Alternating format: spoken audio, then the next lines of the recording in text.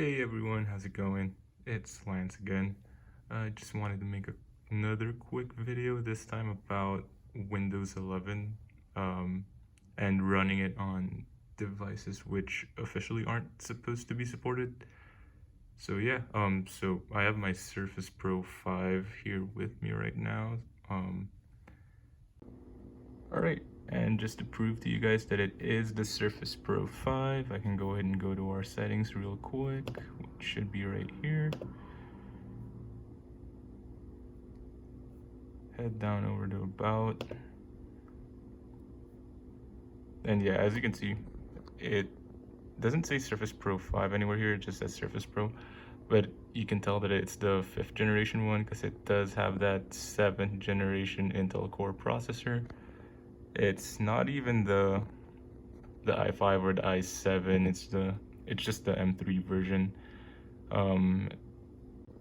So it is a 1 gigahertz to 1.61 gigahertz processor. It has 4 gigabytes of RAM.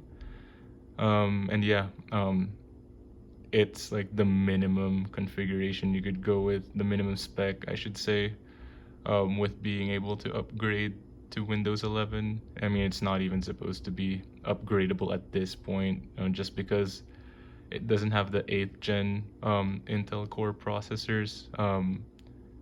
But for me at least, it's been working pretty much fine. As you can see here, Windows 11 Home. And yeah, I'm really digging this settings page. It definitely makes it look more modern compared to the previous one. There's definitely like a lot of features with Windows 11 that I'm really starting to like right now, but that's just my opinion. So yeah, Microsoft did have that Windows button, and like the taskbar in general shifted over to the center, which is gonna take some getting used to, but overall I think it looks pretty good. It definitely makes it look more clean. It definitely has that Mac OS vibe, but you can shift the taskbar over to the left, just like with Windows 10 in the settings if you wish. But I'm just gonna go ahead and keep it like this because it does look pretty clean, I'm not gonna lie. So overall, performance-wise, I would say that Windows 11 is pretty much similar to Windows 10 in terms of how fast everything runs, especially on this Surface Pro 5 with the M3 processor. There isn't really any change in performance. I mean, how things ran back in Windows 10 is pretty much how everything's been running so far in terms of speed with Windows 11. So there isn't that much of a performance hit when like upgrading to Windows 11. But yeah, I think this update was sort of more of like an aesthetic change in terms of like how everything looks, which is definitely not a bad thing because it actually really improved like the experience when using the Surface Pro as a tablet, I want to say.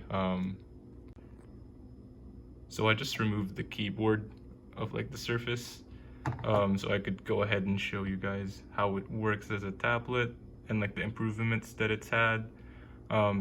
So it no longer asks you if you want to switch over to tablet mode, which for me at least it's a good thing, just because I never really liked the tablet mode setting that Microsoft had for Windows 10. I often just wanted like the normal desktop when using it as a tablet, and they've improved on that as well. So they've added like a widgets page when you swipe over from the left. That just gives you some quick access widgets and stuff, which is really helpful and actually looks really nice. Then you have like a shortcut when you swipe from the right as well, some notifications, and the calendar, and you can have like the taskbar like always just there at the bottom. But what I like to do is I usually hide it just so I can have like more screen space. And now like even if you don't have like the keyboard with you, you can just like swipe up. So yeah, to get to the taskbar, you can just go ahead and swipe up, and then you can press your Windows Home and then get to your apps and your recent files. which is really useful. You have like a button for the desktops that you have open, the Microsoft Store, which I know for a fact that they're gonna start putting Android apps there as well. But yeah, that should be something to look forward to. And then you have your quick settings as well, which is really nice because it makes it feel more like an actual tablet or like a phone, the way Android and iOS have their like quick settings app that you can adjust your volume and brightness. And like the keyboard as well is pretty nice. You can have this floating keyboard, which sort of feels like the one on your mobile phone, which is super nice if you only have like one hand to like work with.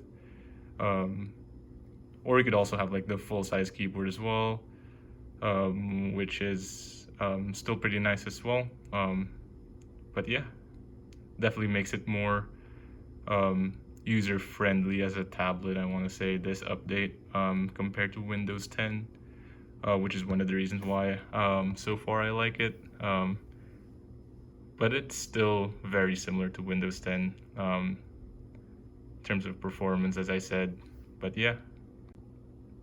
Alright, so that should be it for this video. To summarize, Windows 11 works pretty well on the Surface 5, or any device for that matter that's above the base model of the Surface 5, which is the M3 with 4 gigs of RAM. It runs pretty much similarly to Windows 10. Very much more user-friendly in terms of a tablet, and has a better design overall, I want to say. And yeah, that should be it. I'm gonna go ahead and leave a link down in the descriptions too, which just takes you to the website that I used that helped me install this beta version of Windows 11. And yeah, it's a fairly quick process too. So yeah, thanks for watching. And we'll see you next time, maybe.